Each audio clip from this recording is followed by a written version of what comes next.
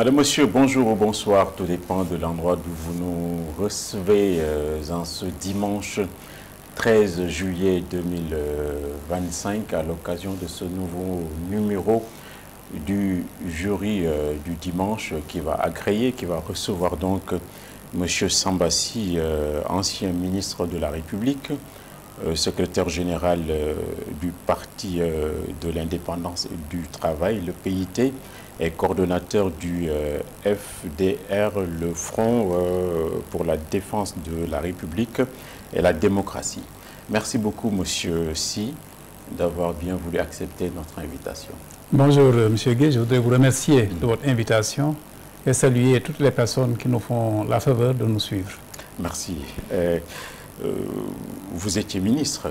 Est-ce que ça vous manque aujourd'hui ou bien c'est mieux et plus tranquille de ne pas être ministre du tout?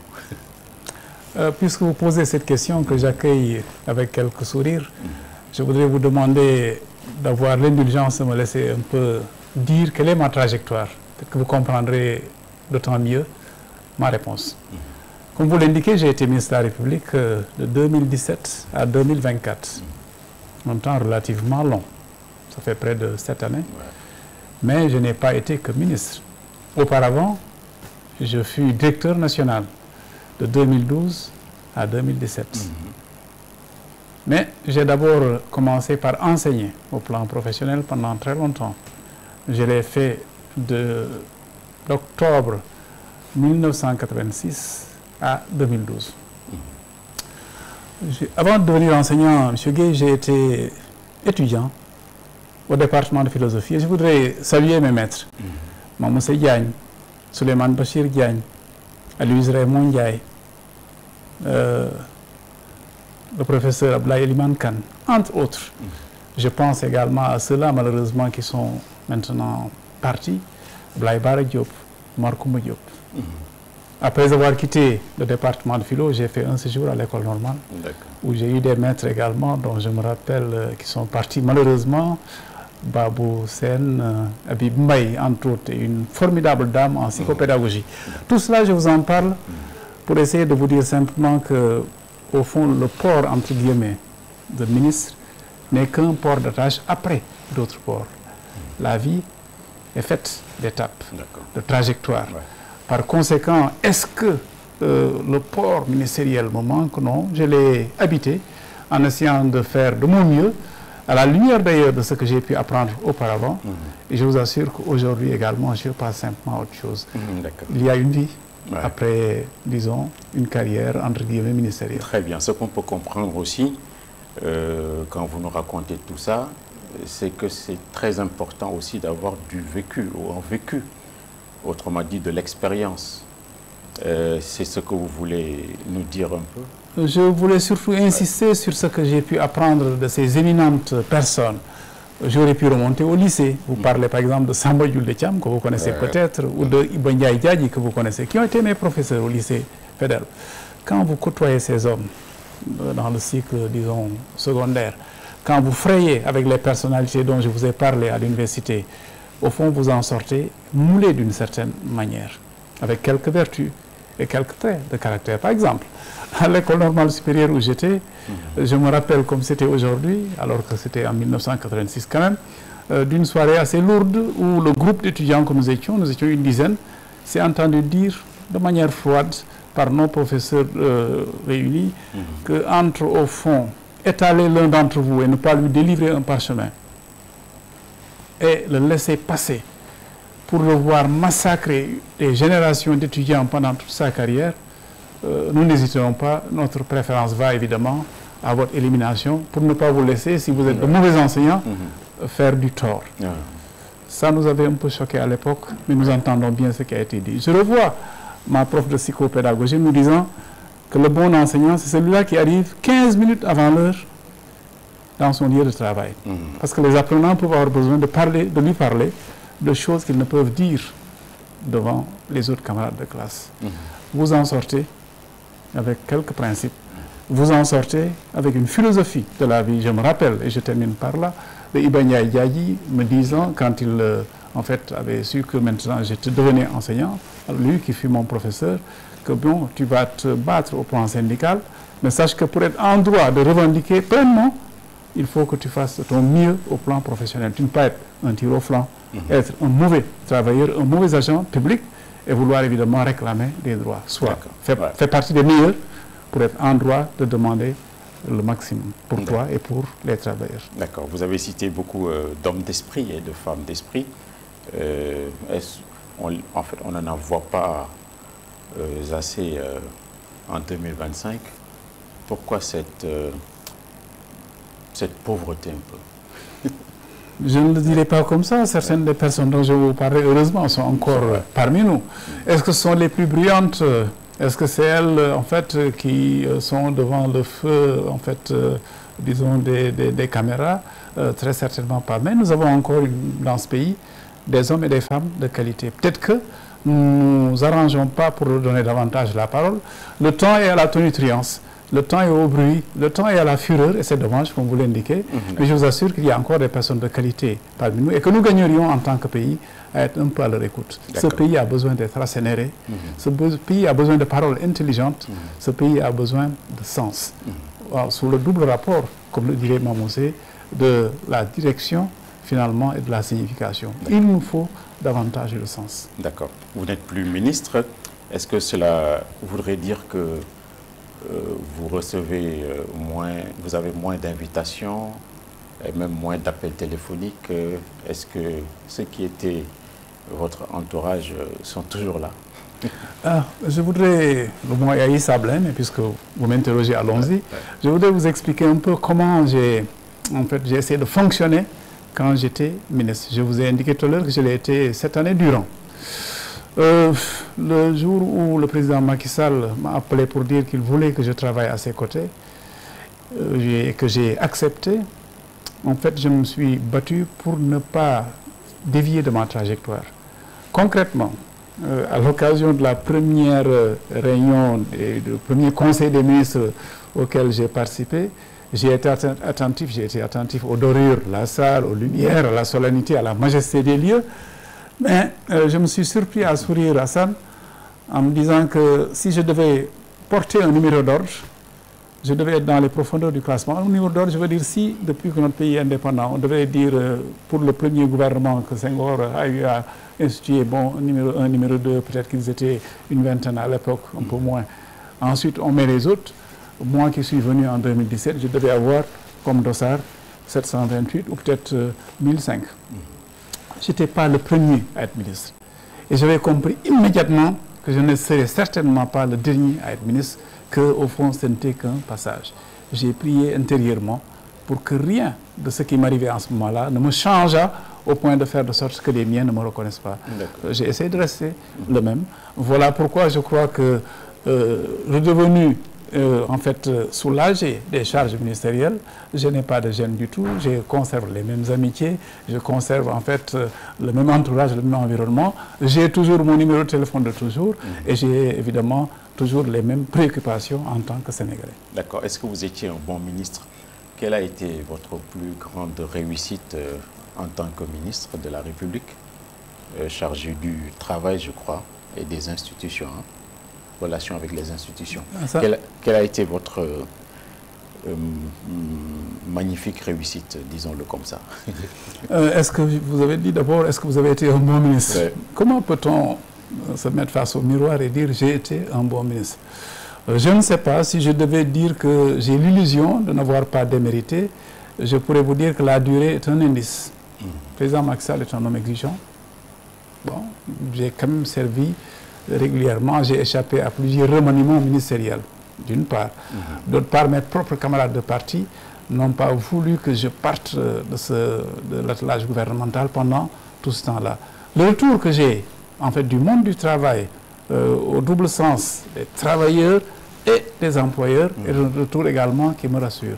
Je voudrais vous dire, Hassan, que, encore que j'essaie de ne pas trop m'émouvoir, j'essaie d'être placide, j'ai été assez touché quand j'ai dû enfin passer le témoin à la collègue qui me remplaçait au ministère. J'indique à nos téléspectateurs et auditeurs que je n'ai pas été sorti du gouvernement à la faveur de l'alternance. C'est 2 ou 3 semaines avant que l'alternance advienne qu'à l'occasion du dernier remaniement, que je n'ai pas fait partie de l'attelage. Alors, il y a eu une cérémonie qui a été organisée, parce que c'est comme ça les usages, pour le passage de témoins. Je vous assure que jamais je n'ai été frappé autant que ça par la charge humaine et par ce qui s'est passé. J'ai été, le matin d'abord, envahi par les agents du plus modeste au plus gradé, venus me témoigner leur affection et me dire que j'avais quelques minutes. Et ça m'a touché. Et un résultat. Deuxième chose qui m'a touché également, avant les résultats eux-mêmes, en fait, la passation elle-même. Les travailleurs y étaient, le patronat y était, les agents avec lesquels j'ai fait y étaient. On m'a inondé de cadeaux. Le mot n'est pas trop fort. Maintenant, vous dites quels sont les résultats que nous avons. Un exemple. Que vous voulez que je vous parle, disons, des différents acquis sociaux. D'abord, les hausses salariales. D'accord. Les retraites elles-mêmes, les conventions collectives de branche, etc.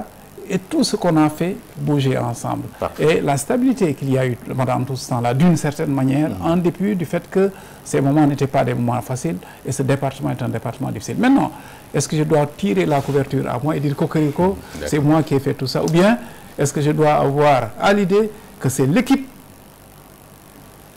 dans laquelle j'étais qui nous a valu tous ces résultats? Je dirais que c'est le fruit d'un travail collectif. Collectif, très bien. Avant d'avancer, vous avez parlé tout à l'heure du président Macky Sall. Apparemment, il a coupé les ponts. Vous n'avez plus de ses nouvelles. Puisque vous dites apparemment, bon, ça nous sauve l'un et l'autre. Est-ce que vous avez de ces nouvelles? Non. Mais vous-même, vous avez des nouvelles du président Macky Sall, je crois, sous un certain rapport. Pour les Sénégalais, nous voyons bien ce que ce fils du pays est en train de faire. Maintenant, si c'est à titre personnel que vous voulez savoir, est-ce que nous gardons des rapports tout à fait bons, des rapports de convivialité, des rapports de Sénégalais qui se respectent. Je crois qu'il m'a couvé en affection, je crois qu'il a trouvé en moi quelqu'un qui était un bon collaborateur, et moi, je le reconnais comme étant quelqu'un qui sait donner le ton, un travailleur opiniâtre, tôt levé, tard couché, quelqu'un qui a le souci des dossiers et qui tient bien en fait ces dossiers, et quelqu'un qui a fait avancer notablement notre pays. D'accord, très bien. Je rappelle que Sambassi, que nous recevons, est également le secrétaire général du PIT. Comment va ce parti? C'est un vieux parti qui sûrement a des rides au visage et même au cœur. Comment se porte ce parti? Des rides au visage et au cœur. Vous savez, peut-être que vous diriez même du secrétaire, parce que c'est dans l'air du temps un peu. Dans notre pays, on est en train de faire de sorte que avoir quelque âge devient une sorte de péché. Comme si maintenant nous souhaitions que les gens partent très vite. Parce que Hassan vous est le tort sous peu d'avoir un peu grandi, d'avoir vieilli. Non, je parle du parti. Non, je parle, oui, du parti et des hommes eux-mêmes. Vous dites, parce que ce parti existe depuis quelques années, est-ce qu'il n'a pas des rides, dites-vous, y compris au cœur? Je dis que bon, tiens, ça fait réfléchir. D'abord, le fait qu'un parti existe et qu'il ait survécu à tout ça, je crois que c'est un bon point qu'il faudrait noter. Ce parti-là, c'est un parti d'hommes et de femmes qui se battent pour, en fait, le Sénégal dans son entièreté, qui se battent pour les libertés, qui se battent pour, en fait, l'équité, qui se battent pour l'amélioration des conditions d'existence, notamment des plus faibles.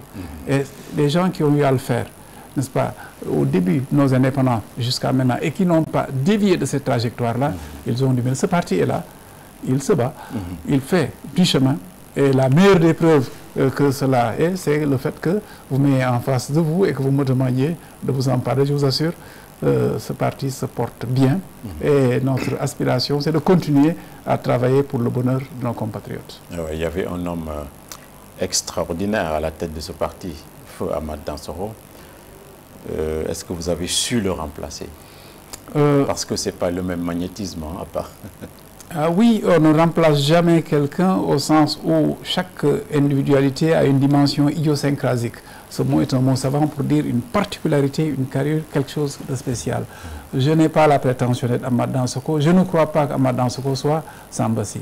Je pense que, quelque part, le fait que, après que ce parti ait été dirigé par Seydou Sissoko, après que ce parti ait été dirigé par Ahmad Dansokho, après que ce parti ait été dirigé par le professeur Maguette Thiam, que les militantes et militants de ce parti aient porté leur choix sur ma personne, à 2 reprises d'ailleurs, puisque nous avons fait congrès 2 fois depuis, et voilà une dizaine d'années que je suis à la tête du PIT, ça, c'est un bon point. Si je devais mériter autant que ça, si c'est ce que vous voulez dire, certainement que les camarades ne m'auraient pas fait confiance. Maintenant, est-ce que je suis une réplique, n'est-ce pas, à 100% d'Abandon Soko? Je n'ai pas du tout cette prétention-là, et ni lui ni moi ne voudrions être des copies conformes l'un de l'autre. Encore une fois, au PIT, ce sont en fait les individualités mises ensemble qui font la différence. D'accord. Vous êtes également le coordonnateur, le nouveau coordonnateur du FDR, le Front pour la défense de la démocratie et de la République. Il y a 2 mots qui m'interpellent ici, et même 3. Défense, démocratie, République. Est-ce que votre façon de défendre la République et la démocratie, c'est d'attaquer un seul homme?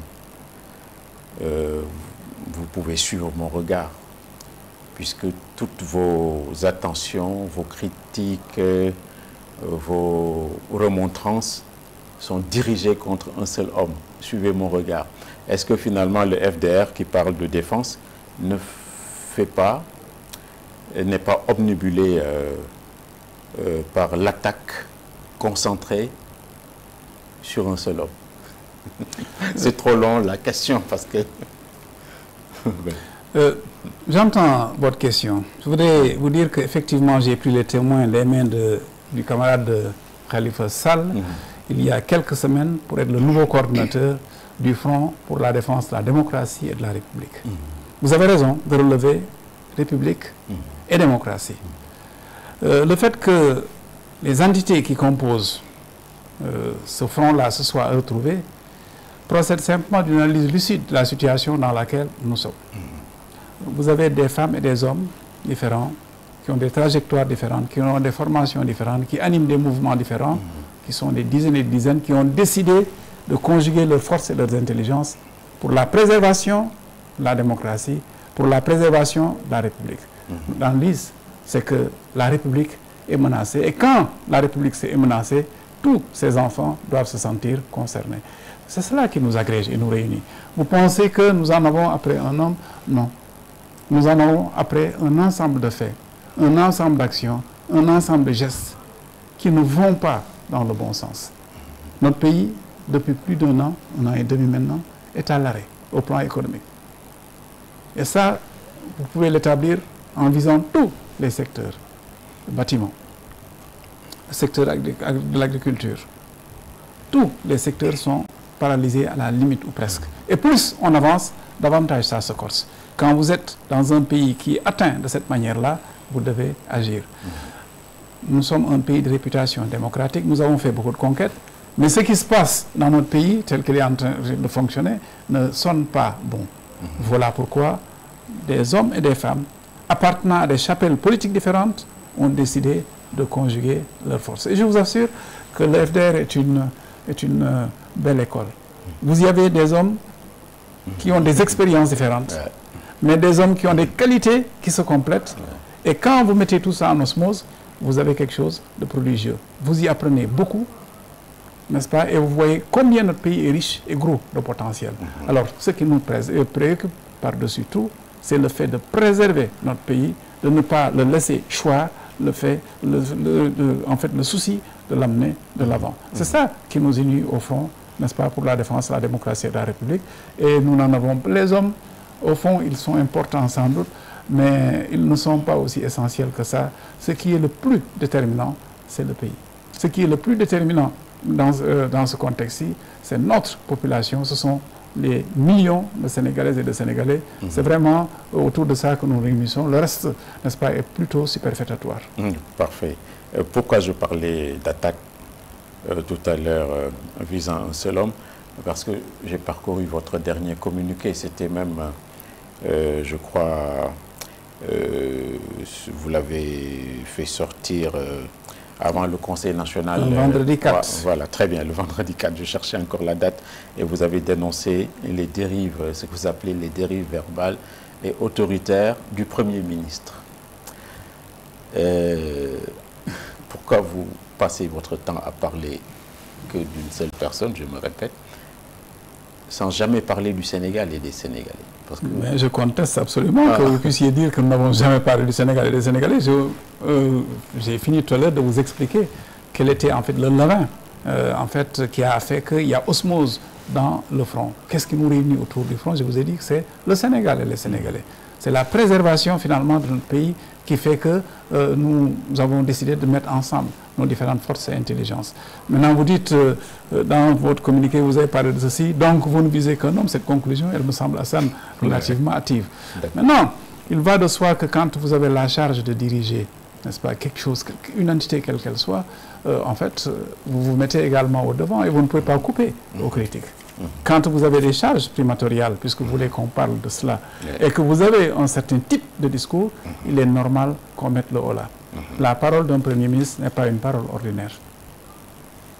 Je ne sais pas, évidemment vous êtes dans votre posture de journaliste, mais qui peut ne pas être choqué par certaines tournures, par certains éléments de langage, par certaines postures, y compris de la part de notre Premier ministre. N'est-ce pas? On l'aurait été d'ailleurs, y compris de la part de tout autre acteur politique. Les hommes politiques ne doivent pas perdre de vue qu'ils ont pris la responsabilité de, en fait, vouloir diriger le destin national. Quand vous avez cette prétention-là, vous devez évidemment vous imposer d'exigence. Vous devez avoir une tenue, vous devez avoir un port, vous devez être conscient du fait que chacun des mots que vous lâchez, chacune des paroles que vous délivrez, en fait, se font retentissants. D'accord, très bien. Il faut faire très attention. Très bien. Je parlais tout à l'heure du Conseil national de PASTEF qui s'est tenu. C'est de la cuisine interne, bien sûr. Mais le live ou le discours qui s'en est suivi a interpellé tout le monde. Vous l'avez suivi, comme sûrement beaucoup de Sénégalais. Comment vous analysez ce discours globalement et qu'est-ce qui vous y a le plus frappé? Une séquence qui vous a interpellé particulièrement dans ce qu'a dit le Premier ministre la fois passée, sinon le président de PASTEF. Ma tournure d'esprit fait que je ne débite pas les propos en les isolant les uns des autres. Je prends le texte dans sa globalité. Je prends le discours dans son entièreté. Qu'est-ce que je note? C'est que ce discours-là, il est dans la veine, c'est-à-dire dans la trajectoire des discours précédents. L'élément nouveau, c'est qu'il agrège maintenant parmi, en fait, les cibles, une cible nouvelle de manière absolument ostentatoire. Hassan, savez-vous que le pouvoir, au fond, ne forge pas les traits des personnes. Le pouvoir grossit simplement les traits et le pouvoir fonctionne comme un révélateur.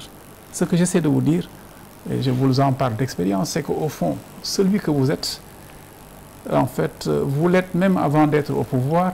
Maintenant, la gravité du pouvoir, c'est que le pouvoir exhibe aux yeux de tous votre tournure d'esprit, votre carrure, votre manière d'être. Le pouvoir est un révélateur extrêmement puissant. Mais tous ceux qui sont attentifs à la trajectoire des hommes politiques de notre pays, beaucoup d'entre eux, à tout le moins, peuvent ne pas être tellement surpris par ce qui vient d'être fait, etc. Maintenant, il va de soi que ce discours-là est un discours grave, puisqu'il ne laisse pas, il ne laisse de côté, à la limite, aucun des segments de la nation. Les partis d'opposition, comme à de l'habitude, ont pris encore quelques coups. La presse est toujours une cible. La magistrature, vous renvoyez déjà à notre dernier communiqué, était une cible. La nouvelle cible maintenant, en plus d'ailleurs de l'Assemblée nationale d'une certaine manière, c'est l'institution président de la République.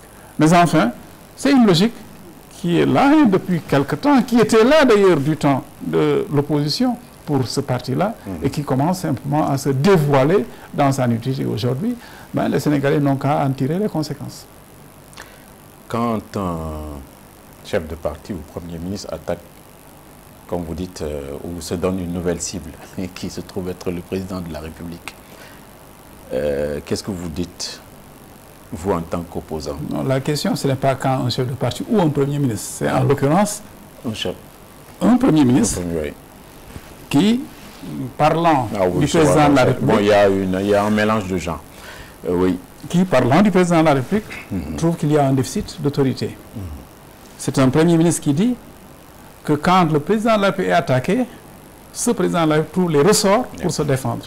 Tandis que lui se sent lâché. Parfait. Ce Premier ministre dit, entre autres, et c'est en tout cas ce que nous avons entendu, qu'à plusieurs reprises, il a attiré l'attention du président de la République, mais en fait, il n'y a pas de réaction et que, bon, si des mesures n'étaient pas prises, que lui allait souverainement agir. Voilà ce qu'on a entendu dire. Parfait. Donc, on parlait de la nouvelle cible, le président de la République. Donc, la sortie là, vous la voyez comment? Vous dites que c'est, bon, elle est catastrophique, ou bien vous dites en tant qu'opposant, bon, nous, c'est bon à prendre parce qu'ils sont en train de s'entre-déchirer. Je ne sais pas. Comment vous avez réagi à... Vous dites c'est catastrophique ou bien c'est bon pour l'opposition parce qu'ils sont en train de nous donner un peu de grain à moudre.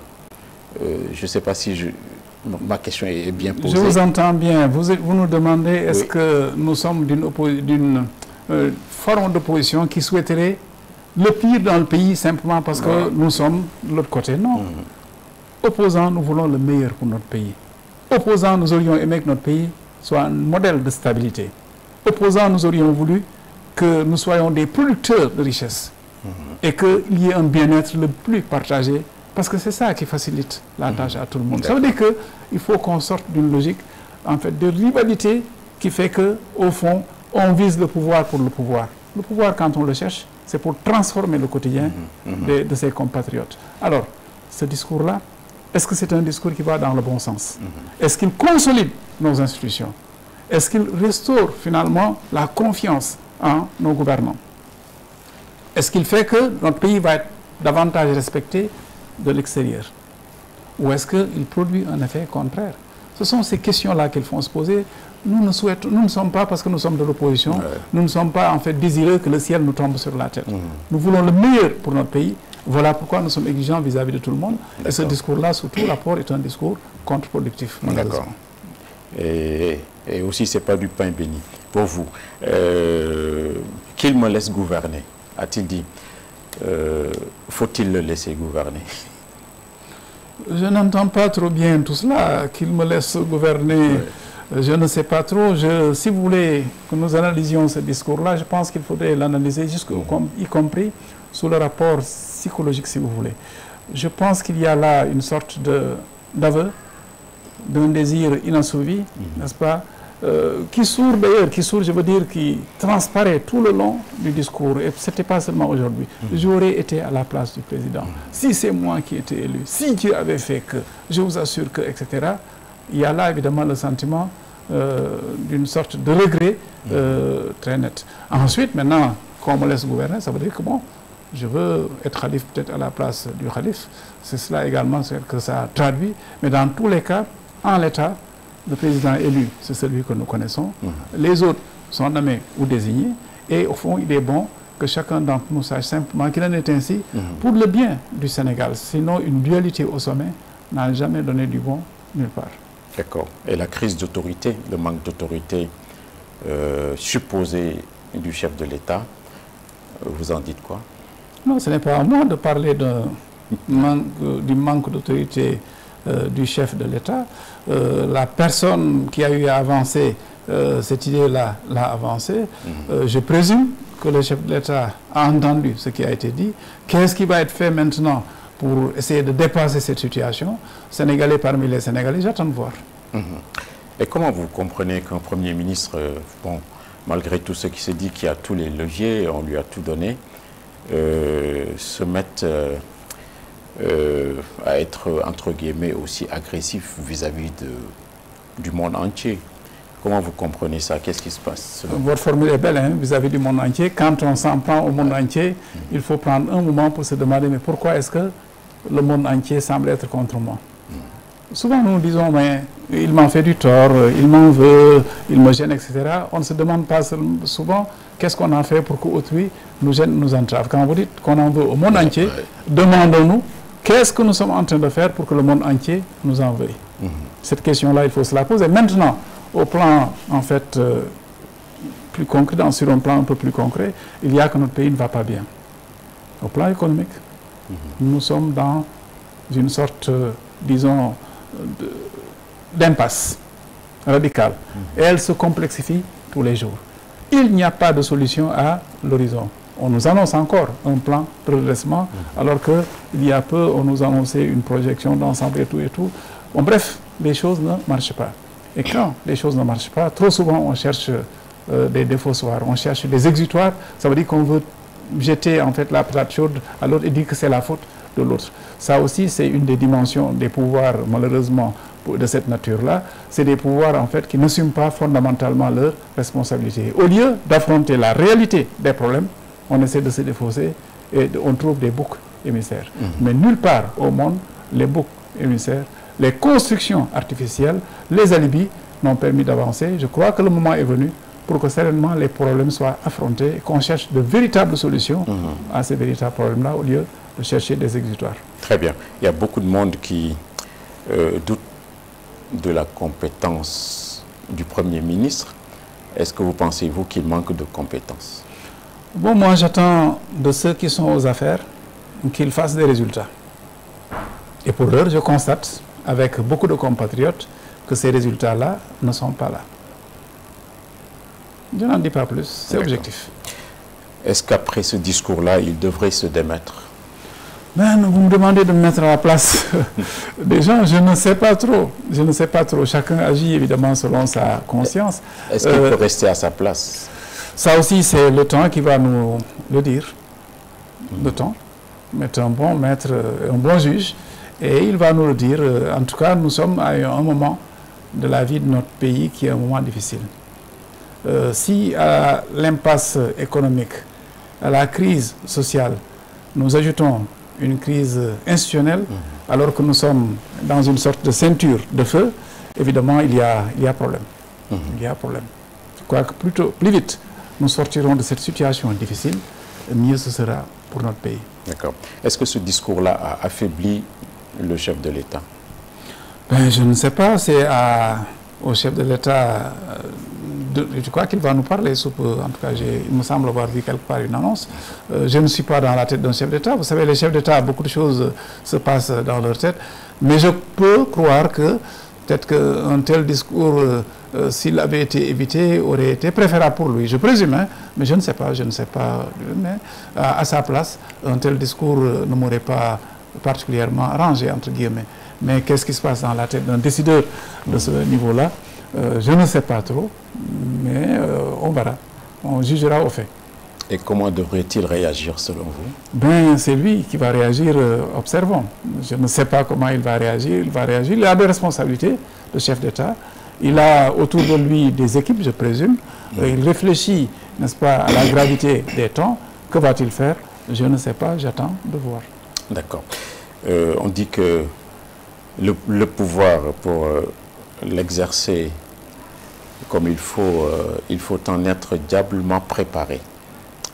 Est-ce que vous pensez que ceux qui ont aujourd'hui les manettes étaient bien préparés pour exercer le pouvoir? Si je rapporte, en fait, votre question à la situation objective que nous sommes en train de vivre, je veux dire, si je m'en tiens aux faits, je pense qu'il y a effectivement un gros manque de préparation. On nous a vendu beaucoup de chimères. On nous a promis pratiquement que demain on raserait gratis. On nous a dit qu'il suffirait pratiquement de claquer des doigts pour que tout aille dans le meilleur des mondes. En lieu et place de ça, que voyons-nous, qu'observons-nous? Nous oublions que des dizaines de milliers de travailleurs ont été éjectés de leur poste de travail pour délit d'appartenance politique. Nous voyons, nous perdons de vue que les bourses de sécurité familiale qui étaient distribuées à des milliers de ménages, n'est-ce pas, extrêmement vulnérables, sont retenues depuis 1 an et demi. Ce n'est pas à vous que je vais parler de ce qui arrive à des entreprises telles que les entreprises de presse.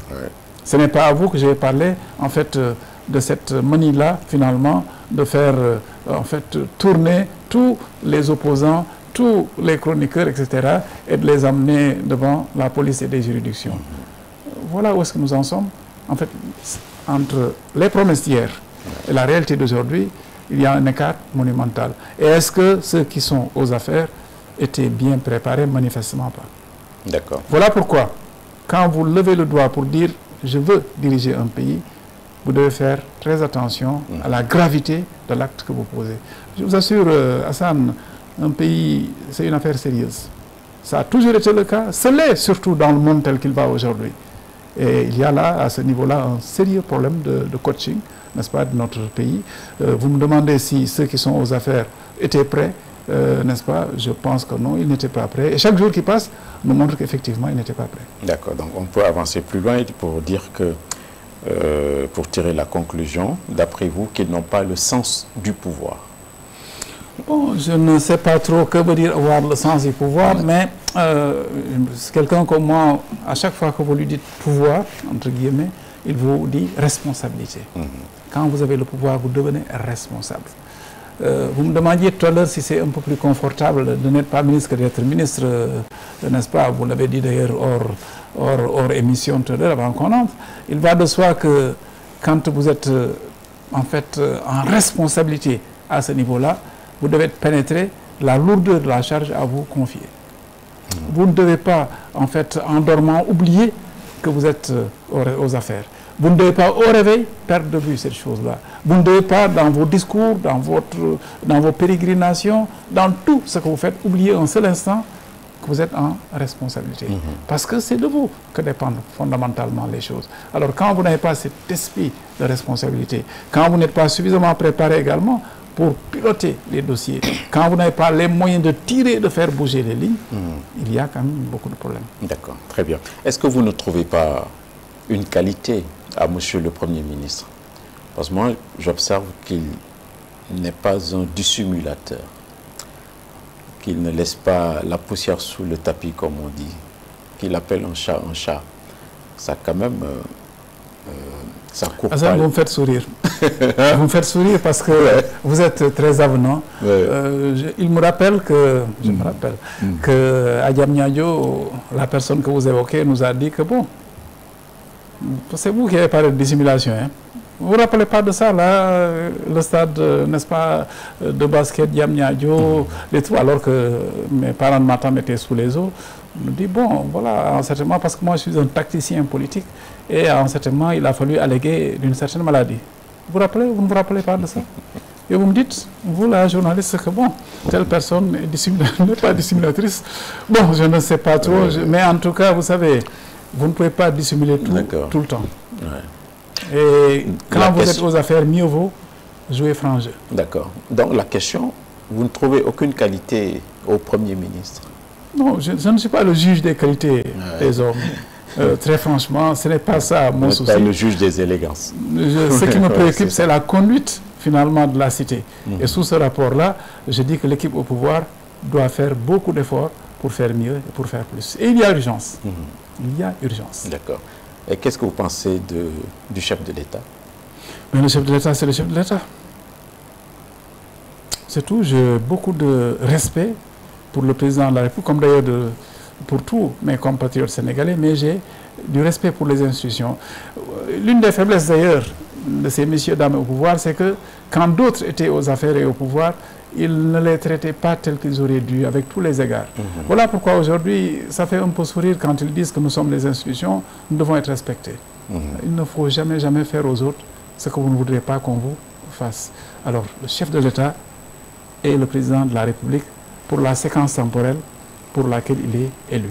Nous devons des égards et du respect, nous tous, en tant que citoyens sénégalais. Maintenant, il y a des attentes. Nous attendons de lui, en fait, qu'il fasse des résultats au profit de notre population, notre peuple. D'accord. On vous fait également un reproche. Le chef de l'État, vous ne le critiquez jamais, vous l'épargnez beaucoup trop. Pendant ce temps, l'autre, vous le critiquez matin, midi et soir. Est-ce que ce n'est pas une façon tordue, excusez-moi du terme, de semer un peu la discorde entre vous? Non, je vous ai parlé de l'équipe aux affaires. C'est que le gros problème que nous avons dans notre pays, c'est que les gens ont une mémoire séquentielle. Vous ne nous avez pas entendu reprocher au chef de l'État toutes les entourloupes qu'il y a eu autour de l'organisation des élections législatives. Vous n'avez pas entendu ça? Tout ce qu'il y a eu autour de la dissolution de l'Assemblée nationale, ça, vous étiez là quand même. Est-ce que nous ne nous en sommes pas plaints? En fait, ce ne sont pas les hommes qui comptent. Ce qui compte, ce sont en fait les équipes elles-mêmes. Et nous parlons de l'équipe au pouvoir. Maintenant, vous dites, bon, vous isolez l'un, vous tirez sur l'autre. Vous reprenez les paroles d'ailleurs du Premier ministre qui dit que bon, c'est lui qu'on fait passer pour en fait le méchant, tandis que l'autre est le bon. Non, non, non, nous n'avons pas ces calculs-là. En réalité, nous voulons que le pays aille bien. Et il y a une équipe qui est aux affaires et des responsabilités. Maintenant, si dans l'aventure, c'est telle ou telle personne qui à certains moments prend tel et tel, en fait, comment dire, discours, promet, tiens, tel et tel discours à telle et telle action, vous êtes obligé de nommer les choses par leur nom. Mais ce qui est important, c'est que le parti PASTEF avait promis aux Sénégalais autre chose que ce qu'il est en train de dérouler en tant que, en fait, activité et programme. D'accord, d'accord. Et pour terminer avec ça, quelles pourraient être les conséquences de sa déclaration dernière, en plus d'installer un peu de désordre, quels pourraient être les autres impacts ou conséquences négatives? Vous êtes plutôt pondéré, je note, vous dites installer un peu de désordre. Ouais. On n'installe pas un peu de désordre quand on a ce type de discours, n'est-ce pas? Ce discours-là crée des inquiétudes. Ce discours est un discours qui pose problème, n'est-ce pas, au niveau de la gestion du Sénégal en tant que tel. Ce discours-là n'est pas d'ailleurs un discours qui a de la résonance simplement au plan interne. Ce discours résonne également à l'extérieur de notre pays. Il faut poser les problèmes dans leur nudité. En fait, ce discours est révélateur d'une crise institutionnelle au sommet. Et ce n'est jamais bon qu'à ce niveau-là, de ceux qui gouvernent, qu'on en soit là. Maintenant, de quoi demain sera fait, nous verrons. Mais j'insiste sur la gravité de l'instant. Comme disait Senghor, pendant les épreuves ou les événements liés à la fédération du Mali, il disait que l'heure est grave. Est-ce que aujourd'hui, en 2025, vous répétez cette même formule? Mais, M. Gueye, notre environnement, simplement, pose problème. Je veux dire, ce qui se passe non loin de nous et de plus en plus près de nous devrait nous préoccuper à titre principal. Ce qui se passe à l'intérieur de chez nous en termes de, disons, de production ou de non-production devrait nous inquiéter davantage. Le déficit, le manque de ressources devrait également nous inquiéter. La perte d'hégémonie au plan diplomatique devrait également nous poser problème. Donc l'heure est une heure quand même relativement tendue et il est important que nous en ayons pleine conscience. À titre principal, c'est d'abord le devoir de ceux qui nous dirigent. D'accord. Est-ce que vous diriez que le régime de PASTEF est un cauchemar? Bon, vous savez, les mots, ils ont le sens que l'on veut. Ce régime-là a au moins le mérite, disons, de la démystification. Vous savez, Sambassi, vous ne le connaissez pas tant que vous ne le mettez pas tellement à l'épreuve. Aujourd'hui, en dépit de la réclame, en dépit des prétentions, en dépit, en fait, des effets de manche, les faits sont là et ils sont constants et têtus. Ceux qui sont aux affaires jusque-là n'ont posé aucun acte qui ferait, en tout cas, avancer notre pays. Maintenant, est-ce que c'est cauchemardesque? Bon, je fais attention aux mots qu'on utilise, mais il est évident que les personnes à qui on retire leur emploi, que les personnes auxquelles on ne donne plus leur bourse en fait, de sécurité familiale, les personnes qui en fait rêvaient d'emploi et qui pensaient que demain ce serait fait, toutes ces personnes-là ont déchanté. D'accord, très bien. Il nous reste encore quelques minutes. C'est Sambassi que nous recevons dans cette émission. Quelque part, on vous a entendu dire ou écrire que vous ne serez jamais épinglé, que vous seriez blanc comme neige en tant que ministre sortant, pendant que certains de vos anciens collègues sont dans le collimateur de la justice avec des démêlés judiciaires. Blanc comme neige. Je ne sais pas trop. Je pense que la question qui m'a été posée par certains de vos collègues, c'est est-ce que vous avez peur? Est-ce que vous redoutez quelque chose? J'ai dit que j'étais en paix avec moi-même. Être en paix avec soi-même signifie qu'à chaque fois qu'on vous met quelque part en responsabilité, pour donner le meilleur de vous-même. Est-ce que vous avez 20 sur 20? Est-ce que vous avez fait tout ce qui était attendu de vous? Est-ce que vous êtes irréprochable sous ce rapport-là? Je ne le dirai pas. Nous ne sommes que des humains.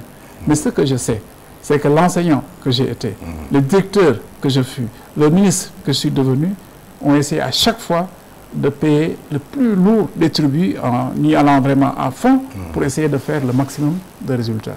Ce que j'essaie de dire, c'est qu'au tribunal de ma propre conscience, en fait, je ne franchis pas que je dors en paix. N'est-ce pas? C'est ça que j'essaie de dire.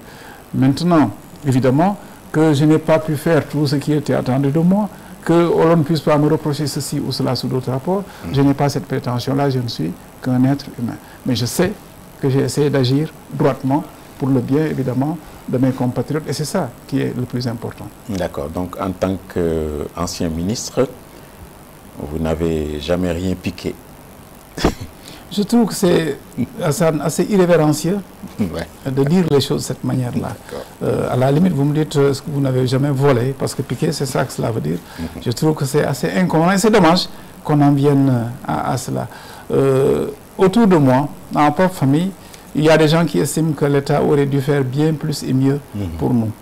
Je vous ai dit que le poste ministériel est un poste tard arrivé, si vous voulez, mais que j'ai fait autre chose avant, et je l'ai fait sans tricher. Et je l'ai fait et les samedis et les dimanches. Et je l'ai fait tout le matin, je suis revenu tard le soir. Je continue à le faire encore parce que je crois à mon pays. Alors, ces personnes-là que je salue et qui nous suivent auraient dit que nous méritions mieux notre nation. Mais je pense qu'on doit donner tout ce qu'on a à sa propre nation, faire tout ce qu'on peut pour sa propre nation. On ne le fait pas, n'est-ce pas, pour autre chose que l'envie de faire avancer la cause nationale. Je crois que voilà, en tout cas, la veine dans laquelle je me suis inscrit. Avec d'autres, je n'ai pas la prétention d'être un élément exceptionnel sous ce rapport-là, mais je crois que cette vertu-là habite beaucoup de nos compatriotes. D'accord. Est-ce que vous vous souciez du sort peu enviable réservé à vos anciens collègues ministres dont certains sont en prison? Est-ce que je m'en soucie, dites-vous? Mais j'aurais été inhumain si je ne m'en souciais pas. Qu'il y ait reddition des comptes, je crois qu'il n'y a aucun Sénégalais qui, évidemment, n'épouse pas cette conviction-là, qui ne dise pas, oui, il faut de la reddition des comptes. Ce que nous abhorrons, ce que nous, en fait, détestons tous, ce que nous n'admettons pas, c'est qu'on travestisse la chose en règlement de compte. Quand, par exemple, pour vous donner un exemple concret, on reproche à un ministre d'avoir acheté du riz en pleine pandémie, n'est-ce pas, de la Covid-19, à un prix qui n'était pas le prix du kilo de riz en 2017 ou en 2016, je ne sais plus, je trouve qu'il y a là quand même quelque chose qui dissonne. Je trouve qu'il y a là quand même quelque chose qui dissonne. Je donne cette illustration simplement, les choses sont entre les mains de la justice. Oui, je pense à mes collègues, je les connais, ces personnes-là, avec elles, nous avons cheminé. J'étais ministre chargé des relations avec les institutions. Ça fait que vous partagez en fait beaucoup de choses avec chacun des membres du gouvernement. Vous ne pouvez pas être indifférent à leur sort. Vous êtes allé les voir? Non, je n'ai pas eu la chance d'aller les voir pour plusieurs raisons. Parce que dans cette affaire-là, je ne sais pas trop. Quand vous voyez la manière dont les choses tournent, je me demande si venir même les voir ne signifie pas les encombrer d'une certaine manière. Voilà pourquoi je les porte dans mon cœur, je les porte dans mes prières. Et je vous avoue que je n'ai pas essayé d'aller les voir parce que je ne souhaitais pas que les choses se passent de la manière dont ça est en train de se passer. D'accord. Vous avez de la pudeur, quoi. Est-ce que vous étiez aux manifestations de soutien quand le chroniqueur que tout le monde connaît a été convoqué à la cybersécurité? Le chroniqueur que tout le monde connaît, l'un des chroniqueurs, parce que malheureusement... Non, le dernier en date. Ah, le dernier en date, vous voulez dire Badara Gadiaga, vous voulez dire. Vous pensez quoi de toute son histoire là avec... Je suis sidéré par l'injustice dans laquelle on est en train de tomber au niveau du Sénégal. Autant, en tout cas, que l'on peut en juger, à cette personne-là que vous nommez, à qui nous réitérons notre soutien en tant que FDR, en tant que PIT, en tant que CDS également, qu'est-ce qu'on lui reproche? On lui reproche d'avoir repris les paroles qui ont été avancées par un de ses interlocuteurs dans un débat qui était un débat public. Ça, je trouve que on ne s'en prend pas à la personne qui aurait dit, on s'en prend à la personne qui insiste sur ce que l'autre aurait dit. Au début, c'était ça. Maintenant, vous nous rapportez, vous, de la presse, que autre chose, en fait, est ajoutée au dossier, comme si, quelque part, on le cherchait et on se dit que, bon, maintenant, on a l'occasion peut-être de le trouver, on essaie de la charger. Je trouve ça absolument inacceptable, absolument contre-productif, absolument incroyable, d'ailleurs, pour un pays tel que le nôtre. D'accord. Vous avez également assisté dernièrement à une réunion de la Confédération pour la démocratie et le socialisme. Hein? Oui, c'était... ce sont les communistes, quoi. Dans la CDS, il n'y a pas que les communistes. Vous avez des partis, disons, de gauche, en certaines formations de gauche, qui ont décidé d'unir leurs forces et qui ont choisi d'ailleurs de faire de moi leur coordonnateur après que le professeur Pape Demba Sy ait coordonné la CDS pendant une dizaine d'années. La dernière manifestation que vous avez certainement, c'était une conférence de presse qui nous a permis, en tant que Confédération pour la démocratie et le socialisme, de donner notre lecture de notre pays et de son fonctionnement, de l'état dans lequel il se trouvait, pour finir par un appel à la prise de responsabilité. Nous demandons à chaque citoyenne de notre pays, à chaque Sénégalaise, à chaque Sénégalais, de réaliser que l'heure se fait grave, vous en parlez tout à l'heure, et d'assumer l'entièreté de ses responsabilités. Dans le cadre du respect des lois et règlements de notre pays, il est temps maintenant que nous disions attention. Et qu'on le dise ensemble, et qu'on le dise en chœur, à cause de tout ce que vous avez évoqué tout le long de notre débat. Les partis de gauche, là, compte tenu du contexte actuel, est-ce qu'ils ne refusent pas de mourir? Les partis de gauche, là, dites-vous, vous ajoutez là. Est-ce qu'ils ne refusent pas de mourir? Je pense qu'aucune organisation politique n'accepte de disparaître d'elle-même. Il n'y a pas que nous. Je pense que l'idéal qui anime les hommes et les femmes de gauche est un idéal, en fait, de tout temps, si vous voulez. L'aspiration à la justice sociale, l'aspiration, n'est-ce pas, à la préservation de la dignité humaine, l'aspiration au progrès et à la conservation des libertés. Je crois que cette aspiration-là, personne ne peut l'éteindre, personne ne peut l'éliminer, personne ne peut l'effacer, pour utiliser un terme qui est dans les temps. D'accord, très bien. Vous coordonnez beaucoup de choses en ce moment. Vous en avez toujours l'énergie et la vitalité? J'espère pouvoir continuer à avoir l'énergie et la vitalité. Je conduis les destinées de l'organisation politique qui est la mienne, le PIT. Oui, on m'a donné entre autres les responsabilités au niveau de la CDS et au niveau du Front. Mais vous savez, Hassan, coordonner, ça signifie simplement que vous essayez de mettre ensemble, que vous conduisez, vous êtes quelqu'un qui est dans une équipe. C'est le sens du collectif qui importe. Vous coordonnez, ça ne veut pas dire que vous êtes meilleur que les autres, ça ne veut pas dire que vous êtes hégémonique, ça ne veut pas dire que vous êtes le directeur des consciences.